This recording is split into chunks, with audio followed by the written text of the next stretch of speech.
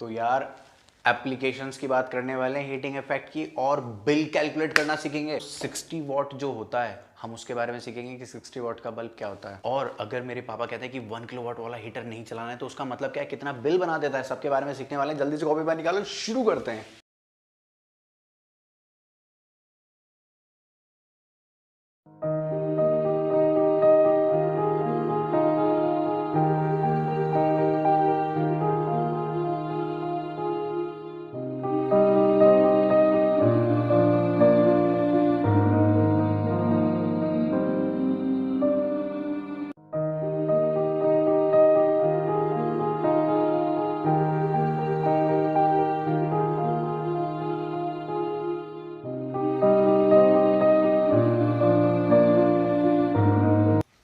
तो यार मेरे पास जो ये बल्ब है, इस बल्ब के ऊपर लिखा हुआ है 200 वॉट और 220 वोल्ट्स, और इस पर लिखा हुआ है 25 वॉट और 220 वोल्ट। तो इन सभी का मतलब क्या है मैं अभी आपको बताता हूँ। इसे कहते हैं इलेक्ट्रिकल रेटिंग। इसे क्या कहते हैं? Electrical rating. जब किसी बल्ब के ऊपर लिखा हुआ होता है कि जैसे कि अभी मैंने आपको पढ़ के बताया 200 वॉट और 220 वोल्ट। देख, तेरे घर में जो आ रही वोल्टेज है ज़रूरी नहीं वो 220 हो, भले ही वो कहते हो। बहुत सारी फ्लक्चुएशंस होती हैं, कभी वो 250 चला जाता है, कभी वो 200 चला जाता है, कभी वो 150 चला जाता है, कभी वो 230 चला जाता है। तो उसके अंदर बहुत सारी फ्लक्चुएशंस आती रहती हैं। तो मैं तुझे ये बात समझाना चाहता हूँ कि इस इलेक्ट्रिकल रेटिंग का मतलब क्या है। इसको हम क्या कहते हैं? Electrical rating. Electrical rating of an appliance, electrical appliance. तो उसका मतलब क्या होता है कि अगर उसे आपने 220 वोल्ट के पोटेंशियल डिफरेंस पर यूज किया, अप्लाई किया उसके क्रॉस 220 वोल्ट की पोटेंशियल डिफरेंस, तो वो 200 जूल पर सेकेंड खाने वाला है। बात समझ में आ गई क्या? अगर उसको हमने 220 वोल्ट के अक्रॉस यूज किया या 220 वोल्ट उसको दी, तो उसमें जो एनर्जी कंजम्पशन पर सेकंड का होगा वो 200 जूल पर सेकंड का होगा। और अभी जो मैंने दूसरी वाली रेटिंग पढ़ी थी 25 वॉट 220 वोल्ट, तो उसका मतलब ये था कि अगर आपने उस बल्ब को 220 वोल्ट पर यूज करा तो उसमें जो एनर्जी कंजम्पशन होगा वो 25 जूल पर सेकंड का होगा, यानी पर सेकंड वो 25 जूल्स खाएगा। तो इसका मतलब ये है, जिस अप्लाइन पर ये लिखा होता है 1 किलोवाट, इसका मतलब वो 1000 जूल पर सेकंड खाने वाला है। कितना खाने वाला है? 1000 जूल पर सेकंड खाने वाला है, जो भी उसके ऊपर मेंशन पोटेंशियल लिखा होता है। तो मुझे ये बात समझ में आ गई कि इलेक्ट्रिकल रेटिंग का मतलब क्या होता है। अब कुछ और बातें सीखते हैं।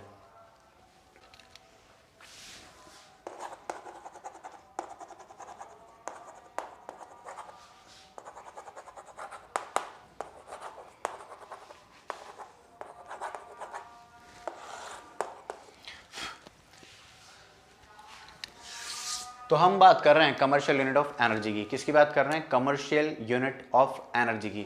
तो कमर्शियल यूनिट ऑफ एनर्जी क्या है, बहुत ध्यान से सुनना। कमर्शियल यूनिट ऑफ एनर्जी जो मानी गई है 1 किलो वॉट आर को, यहाँ पे के बना होता है छोटा, यहाँ पे के कैसा बना होता है? छोटा के बना होता है, डब्ल्यू कैपिटल है और आर भी कैपिटल है। सर मैंने कहा हाँ क्या हो गया कि ये तो मैंने अपने मीटर में लिखा हुआ देखा है। तो बिल्कुल मैं उसी की बात कर रहा हूँ। इस 1 किलो वॉट आर को हम 1 यूनिट कहते हैं। क्या कहते हैं? 1 यूनिट ऑफ एनर्जी। क्या कहते हैं? 1 unit of energy. 1 unit of electrical energy. जो तेरे पास बिल आता है ना वो पर यूनिट 5 रुपए या 10 रुपए जो भी तेरे एरिया में रेट चलता है वो चार्ज करते हैं। तो जो मम्मी कहती है, पापा कहते हैं ना कि यूनिट फूक जाएंगे, कितने यूनिट फूक दिए, बात समझ में आएगा, बिल बैठ जाएगा, तो वो यूनिट बन जाते हैं। एक यूनिट की कुछ कीमत होती है, तो वो यूनिट कैलकुलेट करते हैं, बिजली वाले यूनिट कैलकुलेट करते हैं और उसको उस पर्टिकुलर पर यूनिट का प्राइस से मल्टीप्लाई करते हैं और आपका बिल आप तक पहुंचा देते हैं। तो आगे की बात सुनो बहुत ध्यान से कि 1 किलोवाट आर एनर्जी कैसे, मुझे तो एनर्जी की ये यूनिट लग नहीं रही, तो मैं इसको समझाता हूं कैसे। इसका मतलब ये है, अगर 1 किलोवाट यानी कि 1000 वॉट 1 घंटे तक पावर कंज्यूम कर ली गई, यानी कि ये पर सेकंड है, ये क्या है पर सेकंड, वॉट लिखा हुआ है ना, तो वॉट का मतलब क्या होता है जूल पर सेकंड। तो उसने कहा अगर 1 किलो वॉट को 1 घंटे यानी कि 3600 सेकंड से मल्टीप्लाई कर दिया जाए, तब जो एनर्जी कैलकुलेट करके हमारे सामने आएगी, देख 3600123, तो ये कितना आ गया 3.6 इंटू 10⁻6 जूल्स, 3.6 इंटू 10⁻6 जूल, इसको हम कहते हैं 1 यूनिट। इसको हम क्या कहते हैं 1 यूनिट कहते हैं। और इस यूनिट का आपके एरिया में कुछ कीमत होती है, बात समझ में आ गई क्या? तो कुछ पर्टिकुलर अमाउंट जो होता है वो हम बोल देते हैं कि इसको बोल देते हैं बेसिकली 1 यूनिट। क्या बोल देते हैं 1 यूनिट। समझ में आया आपको? और इस यूनिट की कुछ कीमत होती है। तो ये क्या आ गई आपकी बिल कैलकुलेशन की हम बात शुरू करने वाले हैं। किसकी बात शुरू करने वाले हैं? बिल कैलकुलेशन की। तो बात कर रहे हैं आपसे बिल कैलकुलेशन की। तो बिल कैलकुलेशन में जरूरी है कि सबसे पहले मैं आपको ये समझाऊं कि रेजिस्टेंस कैसे कैलकुलेट करते हैं उस इलेक्ट्रिकल रेटिंग से। बहुत ध्यान से सुनना मेरी बात कि एक बल्ब है और उस बल्ब में यहाँ पे कुछ रेटिंग लिखी हुई है, समझ में आया? यहाँ पे ऐसे कुछ रेटिंग लिखी हुई है उसकी, जैसे मैंने अभी तुझको कहा था, क्या कहा था वो 200 वॉट लिखा हुआ था और 220 वोल्ट लिखा हुआ था। तो मुझे इसका रेजिस्टेंस कैलकुलेट करना है। इस इलेक्ट्रिकल रेटिंग से मैं रेजिस्टेंस कैसे कैलकुलेट करता हूँ, रेजिस्टेंस ऑफ बल्ब कैसे कैलकुलेट करता हूँ? देख, ये है पोटेंशियल डिफरेंस और ये है पार। तो इसको मैं P कह रहा हूँ, इसको मैं V कह रहा हूँ, तो V²/P ये आ जाएगा रेजिस्टेंस ऑफ बल्ब। क्या आ जाएगा? रेजिस्टेंस ऑफ बल्ब आ जाएगा। तो इसका रेजिस्टेंस अगर कैलकुलेट करना हो तो यहाँ पर क्या लिखा जाएगा 220 इंटू 220 डिवाइडेड बाय 200। बात समझ में आई आपको? तो ये रेजिस्टेंस ऑफ बल्ब आ जाएगा। मैं इसको ओम लिख सकता हूँ 0.00222। तो यहाँ पे कितना आंसर आ गया 11 2 से 22 का 2 कैरी ऑन 242 ओम। तो ऐसे हम इलेक्ट्रिकल रेटिंग से रेजिस्टेंस कैलकुलेट करते हैं। इलेक्ट्रिकल रेटिंग से हम क्या कैलकुलेट करते हैं? रेजिस्टेंस कैलकुलेट करते हैं। तो सर अगर रेजिस्टेंस आ गया तो हम बिल आसानी से कैलकुलेट कर सकते हैं। मैंने पूछा कैसे? ये देख, मैं रब करने वाला हूँ, स्क्रीनशॉट ले या कॉपी कर।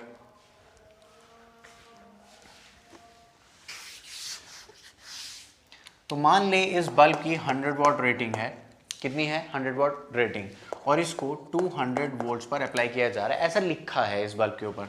तो इसका रेजिस्टेंस कितना आ जाएगा? V²/P। जल्दी से प्रैक्टिस कर ले, 200 इंटू 200 V²/P। तो कितना आ गया 400 ओम। तो अब उसने सवाल किया कि ऐसे 10 बल्ब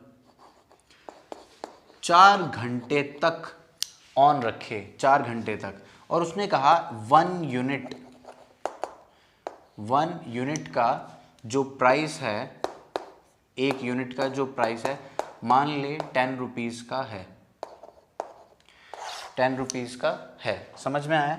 तो बहुत ध्यान से सुन कैसे कैलकुलेट करेंगे। 10 बल्ब हैं, ये इतना रेजिस्टेंस कैलकुलेट कर लिया एक बल्ब का। तो कितनी एनर्जी ये लोग कंज्यूम करने वाले हैं। तो यार अगर ऐसा है तो मैं एक बल्ब की अगर बात करूं, किसकी बात करूं? एक बल्ब की अगर मैं बात करूं तो 100 वॉट का है वो, यानी पर सेकंड कितनी एनर्जी खा रहा होगा? 100 जूल। तो 100 जूल पर सेकंड एक बल्ब खा रहा होगा। तो 10 बल्ब कितनी खा रहे होंगे? क्या मैं 10 से मल्टीप्लाई कर दूं?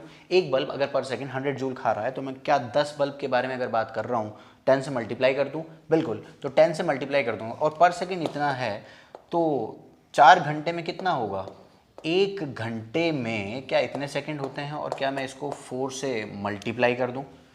बात समझ में आई? तो ये आ गई टोटल एनर्जी। ये क्या आ गई? टोटल एनर्जी आ गई। अगर टोटल एनर्जी पता लग जाए, तो क्या नंबर ऑफ यूनिट्स कैलकुलेट करना बहुत आसान है। तो यहाँ से जो सॉल्व करके आएगा, तो टोटल एनर्जी अगर पता लग जाए तो उसके बाद नंबर ऑफ यूनिट्स निकालना कोई बड़ी बात नहीं है। तो यहाँ पर हमारे पास क्या था 4 इंटू 3600,000। सर ये तो आप कैलकुलेट कर चुके थे, दोबारा क्यों कैलकुलेट कर रहे हो? ये कितना है 132 0.20000 जूल्स। तो क्या मैं इसको 3.6 इंटू 10⁶ से डिवाइड कर दूं, क्योंकि ये एक यूनिट की एनर्जी है, एक यूनिट में इतनी एनर्जी मिलती है। तो अगर एक पेंसिल की कीमत 5 रुपए है तो 100 रुपए में कितनी पेंसिल आएंगी? 20। कैसे कैलकुलेट किया? डिवाइड करके। तो यहाँ पर भी मैंने डिवाइड कर दिया। तो बहुत ध्यान से देखो, क्या ये पूरा कैंसिल हो गया और नंबर ऑफ यूनिट्स क्या 4 के इक्वल आ गए? तो ये क्या कैलकुलेट कर लिया आपने? Number of units. तो अगर एक यूनिट की कीमत 10 रुपीज़ है तो बिल कितना आएगा? 4 इंटू 10। तो ये क्या आ गया? रुपीज़। ये क्या आ गया? 40 रुपीज़। बात समझ में आई आपको? तो ये थी आपके बिल की कैलकुलेशन। बात समझ में आ रही है आपको? एक और तरीके के सवाल आपके हाई लेवल फिजिक्स में पूछे जाते हैं। हालांकि इस तरह के सवाल एनसीईआरटी में नहीं हैं, लेकिन फिर भी इस तरह के सवाल पूछ लिए जाते हैं। तो बहुत ध्यान से देखो एक सवाल। तो बहुत फेमस सा सवाल है ये कि ये 3 तरह के सर्किट आपके पास हैं। एक बल्ब लगा हुआ है, आइडेंटिकल बल्ब हैं सब जगह, ठीक है। ये भी, ये और ये सारे बल्ब आइडेंटिकल हैं। समझ में आएगा? सबकी इलेक्ट्रिकल पावर रेटिंग सेम है, पी वी, मतलब पावर पी है और वोल्टेज वी है सबकी, यहाँ पर भी और यहाँ पर भी। तो बहुत ध्यान से सुनो मेरी बात कि उसने एक सवाल पूछा कि सबसे ज़्यादा डिम कौन सा जलेगा, डिम कौन सा बल्ब रहेगा इन तीनों में, ए बी सी में से।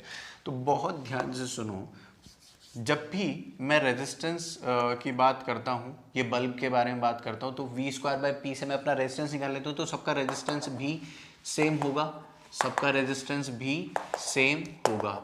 तो यहाँ पर जो सर्किट को, इस बैटरी को रेजिस्टेंस मिलेगा वो R मिलेगा, क्योंकि सिर्फ एक ही बल्ब लगा है। और यहाँ पर 2 रेजिस्टेंस मिलेंगे इस बैटरी को, और यहाँ पर 2 रेजिस्टेंस पैरेलल कॉम्बिनेशन में मिलेंगे। ये सीरीज कॉम्बिनेशन, ये parallel combination, battery V, battery V, battery V. तो resistance R R R R R. तो बहुत ध्यान से सुनो, यहाँ से ध्यान से सुन यार, जो कंपोनेंट जितनी ज़्यादा इलेक्ट्रिकल पावर कंज्यूम करेगा वो उतना ज़्यादा ग्लो करेगा। बात समझ में आ गई? जो यहाँ पे जो पावर कंजम्पशन हो रहा होगा, क्या वो वी आई होगा? समझ में आया क्या? तो यहाँ से करंट कितनी जा रही होगी? V/R, V/R, या आप क्या कह सकते हो डायरेक्ट V²/R कह सकते हो। और यहाँ पर जो नेट रेजिस्टेंस आएगा, यहाँ पे जो पावर कंजम्पशन है वो क्या होगा? V², नेट रेजिस्टेंस कितना आएगा? 2R, तो V²/2R। तो B वाले केस में जो पावर कंजम्पशन है वो A वाले की आधी हो गई, V²/R, और यहाँ पे क्या आ गया? V²/2R। और यहाँ पे अगर आप पावर कंजम्पशन की बात करो इन केस ऑफ C, तो ये रेजिस्टेंस कैलकुलेट करोगे तो आपको R/2 मिलेगा। तो यहाँ पे क्या आ जाएगा? V²/R/2। तो यहाँ पे ए वाले से ट्वाइस पावर कंजम्पशन है। तो सवाल ये था कि सबसे ज़्यादा डिम कौन सा जलेगा। तो सबसे ज़्यादा कम पावर कंजम्पशन यहाँ पर है, तो सेकंड वाले केस में डिम रहेंगे बल्ब, क्योंकि यहाँ की जो पावर कंजम्पशन है वो सबसे कम है। तो पहला सवाल यही था उसका कि इन तीनों केस में से सबसे ज़्यादा डिम कौन सा रहेगा। तो आंसर क्या आ गया? ये सेकंड वाला केस आ गया। इस वाले केस में सबसे ज़्यादा डिम रहेगा। दूसरा वाला सवाल ये था कि इक्वल इंटेंसिटी कहाँ पर रहेगी, इक्वल ब्राइटनेस किस किस केस में मिल सकती है। तो बात सुनो बहुत ध्यान से, यहाँ पर V²/R है, यहाँ पर 2V²/R है, ठीक है। लेकिन जब मैं पैरेलल का केस डिस्कस करता हूँ तो पावर कंजम्पशन डायरेक्ट इसमें भी V²/R जाने वाली है और इसमें भी V²/R जाने वाली है। तो ये वाला बल्ब और ये वाला बल्ब दोनों ही इक्वल ब्राइटनेस से ग्लो करेंगे, V²/R, V²/R, और इसके बाद भी V²/R है। तो फर्स्ट केस यानी ए केस और सी केस, इन दोनों में ब्राइटनेस सेम रहने वाली है। बात समझ में आई आपको? इन दोनों में ब्राइटनेस सेम रहने वाली है। और उसने कहा कि मैक्सिमम लाइट हमें कहाँ पे मिलेगी। तो बहुत ध्यान से देखो, यहाँ पर सिर्फ एक बल्ब ग्लो कर रहा है और यहाँ पे वैसे ही 2 बल्ब ग्लो कर रहे हैं, तो मैक्सिमम लाइट हमें थर्ड केस में मिलने वाली है। बात समझ में आई? तो इस तरह के सवाल आपको मिल जाते हैं। मैं एक बहुत सेक्सी सा सवाल आपको होमवर्क में देने वाला हूँ और ये आपकी स्क्रीन पर आएगा अभी, ठीक है। जल्दी से जाते जाते हम कुछ बातें कर लेते हैं वोल्ट मीटर और एमीटर के बारे में, ठीक है, ये एक डिस्कशन हम कर लेते हैं, छोटा सा समरी है ये, एक वोल्ट मीटर की और एमीटर की। वोल्ट मीटर की अगर मैं बात करूं,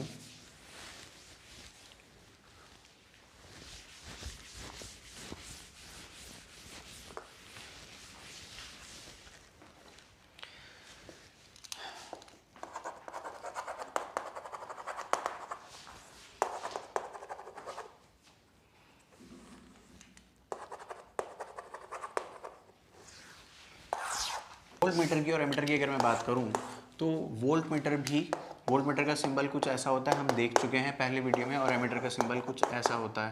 बात समझ में आई आपको? ये भी पोलैरिटी वाला डिवाइस है और ये भी पोलैरिटी वाला डिवाइस है, इंस्ट्रूमेंट है। लेकिन बात ये है कि ये किस काम में आता है, पहले तो हम इसका काम सुनते हैं। To measure potential difference, to measure potential difference between two points। Sir कोई और भी डिवाइस है क्या जो इसके जैसा हो? मैंने कहा हाँ, इसके दादाजी हैं जो आजकल दिखने बंद हो गए हैं, लेकिन हम 12th क्लास में फिर से पढ़ेंगे। उनका नाम है पोटेंशियोमीटर, उनका नाम है पोटेंशियोमीटर। ये बहुत आइडियल हैं, ये बहुत आइडियल हैं। और दूसरी बात, ये पहली बात तो ये किस काम में आता है, ये रहा। और ये कैसे कनेक्ट होता है, पैरेलल में कनेक्ट होता है। और ये वाले की अगर मैं बात करूं, टू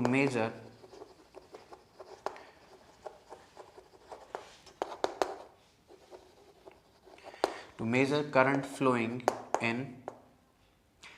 इन वायर। तो वायर में कितनी करंट फ्लो हो रही है वो जानने के लिए हम एमीटर का यूज़ करते हैं। तो बहुत ध्यान से सुन, जब हम पोटेंशियल डिफरेंस मेज़र करना चाहते हैं किसी दो पॉइंट के बीच में, उसको हम, अगर मैं ए और बी के बीच का पोटेंशियल डिफरेंस कैलकुलेट करना चाहता हूँ, तो मैं इसको ए बी के पैरेलल लगा देता हूँ। बात समझ में आ गई क्या? तो मान लें कि यहाँ से करंट जा रहा है आई और यहाँ इसका रेजिस्टेंस है आर, तो इसके क्रॉस कितना पोटेंशियल ड्रॉप हो रहा होता है, V equals to I R. तो यही रीडिंग आपको यहाँ दिख जाती है। तो वोल्ट मीटर की रीडिंग क्या होती है, जिस ब्रांच के पैरेलल आपने लगाया उस ब्रांच का रेजिस्टेंस और उस ब्रांच में फ्लो होने वाला करंट, इन दोनों का प्रोडक्ट ही उस वोल्ट मीटर की रीडिंग होती है। इस बात को रिवाइंड करके 3-4 बार सुन, क्योंकि ये बात बच्चों को समझ में नहीं आती कि इस वोल्ट मीटर की रीडिंग क्या होती है, जिस ब्रांच के पैरेलल आपने लगाया उसका रेजिस्टेंस और उसमें फ्लो होने वाला करंट, उन दोनों का प्रोडक्ट ही इसकी रीडिंग होती है। तो हम क्या चाहेंगे कि इस ब्रांच में फ्लो होने वाले करंट में कोई चेंजेस ना आए, तो इस वोल्ट मीटर में कोई करंट ना जा पाए। बात समझ में आ गई क्या? सारी करंट यहीं से पास हो। तो वोल्ट मीटर का जो रेजिस्टेंस होना चाहिए वो हाई होना चाहिए, हाई रेजिस्टेंस। कैसा होना चाहिए? High resistance. तो ये प्रैक्टिकल वोल्ट मीटर की बात है। अगर मैं आइडियल वोल्ट मीटर की बात करूं, उसका रेजिस्टेंस तो हम इनफाइनाइट ही मान के चलते हैं। आइडियल वोल्ट मीटर का रेजिस्टेंस कैसा होना चाहिए, कैसा होता है? इनफाइनाइट। और अगर मैं प्रैक्टिकल की बात करूं तो एज हाई एज पॉसिबल। वहीं अगर मैं इसकी बात करूं, to measure current flowing in wire, तो इसको मुझे जिस वायर में मैं करंट कैलकुलेट करना चाहता हूँ, क्या उसके साथ सीरीज़ में ही लगाना पड़ेगा। तो इसको हम कैसे लगाते हैं? सीरीज़ में लगाते हैं। और अगर इसको सीरीज़ में लगाया है तो करंट को मेज़र करने के लिए आ रहा है, अगर इसका कुछ रेजिस्टेंस हुआ, क्या ये करंट कम हो जाएगी? तो हम क्या चाहेंगे, इसका करंट चेंज ना हो, क्योंकि इसी को मेज़र करने के लिए आ रहा है। तो मैं क्या चाहूँगा, इसका रेजिस्टेंस लो होना चाहिए। तो इसका रेजिस्टेंस कैसा होना चाहिए? लो होना चाहिए। और इनफैक्ट मैं आइडियल वोल्ट मीटर की बात करूँ तो उसका रेजिस्टेंस तो मैं 0 ही मान लेता हूँ। बात समझ में आ गई? तो आइडियल वोल्ट मीटर का रेजिस्टेंस कितना होता है भैया? 0। आइडियल वोल्ट मीटर का रेजिस्टेंस कितना होता है? 0। और आइडियल वोल्ट मीटर का रेजिस्टेंस कितना होता है? इनफाइनाइट। तो ये थी कुछ आपकी वोल्ट मीटर और एमीटर के बीच में कंपैरिजन। सवाल करेंगे, इसके सवाल के लिए मैं एक और वीडियो अपलोड कर दूंगा, उसमें आप देख लेना। एक और आखिरी बात जो मैं आपसे करना चाहता हूं, वो सीरीज कॉम्बिनेशन और पैरेलल कॉम्बिनेशन के बारे में करना चाहता हूं। तो देखिए, सीरीज कॉम्बिनेशन की पिक आपके सामने है। सीरीज कॉम्बिनेशन में कुछ ऐसी बातें होती हैं कि रेजिस्टेंस आपको दिखाइए कि कैसे कॉम्बिनेशन सीरीज में है। तो इसमें क्या होता है, जब ये सीरीज में लगे होते हैं तो इनका रेजिस्टेंस बहुत ज़्यादा हो जाता है, क्योंकि सीरीज़ में रेजिस्टेंस बढ़ता है। अब रेजिस्टेंस बढ़ जाएगा तो करंट कम हो जाएगा। क्या बोला मैं? रेजिस्टेंस बढ़ जाएगा तो करंट कम हो जाएगा। तो इसका ये एडवांटेज भी कह सकते हैं कि करंट कम है तो हमारे लिए ये एक तरीके से सेफ़ है। लेकिन इन सर्किट की जो लाइफ होती है वो बहुत कम होती है। समझ में आया? और इसके बारे में एडवांटेज सीरीज़ के बारे में क्या देख सकते हैं कि ये ओवर हीट नहीं होता। जब करंट कम है तो ओवर हीट भी कम होगा, क्योंकि हीट का फॉर्मूला क्या होता है? I²RT और VIT। ठीक है, तो जितना ज़्यादा कम करंट होगा, जितना कम करंट होगा उतनी हीट कम प्रोड्यूस होगी। और मैं आपको क्या कह सकता हूँ, ये बहुत सिंपल होते हैं समझने में, सुलझाने में। ठीक है, ये सिंपल सर्किट होते हैं और करंट हर एक कंपोनेंट में सेम रहती है। करंट हर एक कंपोनेंट में सेम रहती है। तो आप इन सभी पॉइंट्स को एक एक करके अपने में लिख लेना। और इनके कुछ डिसएडवांटेज भी होते हैं। डिसएडवांटेज ये होते हैं कि अगर इस सर्किट में एक भी कंपोनेंट अगर काम नहीं करेगा तो बाकी सारे भी काम नहीं करेंगे, क्योंकि करंट रुक जाएगा, सर्किट ओपन हो जाएगा, सर्किट कंप्लीट नहीं रहेगा। तो ये सारी बातें एक ही हैं जो मैंने अभी बोली। तो करंट फ्लो होना बंद हो जाएगा। अगर एक कंपोनेंट भी खराब है तो सब से करंट फ्लो होना रुक जाएगा। एक कंपोनेंट भी अगर खराब है तो सारे बुझ जाएंगे। ठीक है, और हम क्या कह सकते हैं, इंडिविजुअली ऑन ऑफ नहीं कर सकते। हर एक कंपोनेंट का अलग स्विच आप नहीं लगा सकते। बात समझ में आई? अगर आपने एक को ऑफ किया तो बाकी उसके बाद वाले ऑफ हो जाएंगे। बात समझ में आ रही है आपको? और इनकी लाइफ कम होती है, सीरीज सर्किट की लाइफ कम होती है। अब दूसरी बात हम बात करते हैं पैरेलल सर्किट की। तो पैरेलल सर्किट के बारे में हम यहाँ पे सबसे पहला जो देखने जा रहे हैं, ये रेजिस्टेंस का पॉइंट देखने जा रहे हैं। अगर पैरेलल कॉम्बिनेशन की हम बात करें तो रेजिस्टेंस अगर पैरेलल में लगते हैं तो रेजिस्टेंस ओवरऑल कम आता है, और रेजिस्टेंस अगर ओवरऑल कम आता है तो करंट ऑटोमेटिकली इंक्रीज कर जाता है। ठीक है, इनकी लाइफ बहुत होती है, इनकी लाइफ बहुत होती है। यहाँ पर हर कंपोनेंट का अलग स्विच लगा सकते हैं। हर कंपोनेंट से पास होने वाला करंट अलग होता है, लेकिन हर कंपोनेंट के अक्रॉस वोल्टेज सेम होता है। बात समझ में आ गई क्या? हर कंपोनेंट इक्वल वोल्टेज गेन कर पाता है। समझ में आया आपको? और इनकी लाइफ ज़्यादा होती है। तो पैरेलल सर्किट के बारे में बस यही 3-4 पॉइंट्स हैं। बात समझ में आई है आपको? तो खूब खुश रहो, मज़े करो, बिंदास रहो। ठीक है, ये आपकी लास्ट वीडियो थी। इलेक्ट्रिसिटी कंप्लीट हो चुका है, तो जितना ज़्यादा हो सके शेयर करें, चैनल को सब्सक्राइब ज़रूर कर लेंगे अभी तक नहीं किया। ठीक है, मैग्नेटिक इफेक्ट्स मैं कुछ टाइम में अपलोड करूँगा, कुछ टाइम रुक के। आप इतने इलेक्ट्रिसिटी को अच्छे से मजबूत करो चैप्टर को, मैं कुछ न्यूमेरिकल वाली वीडियोज़ भी अपलोड करूँगा। तब तक के लिए bye bye, see you soon, enjoy.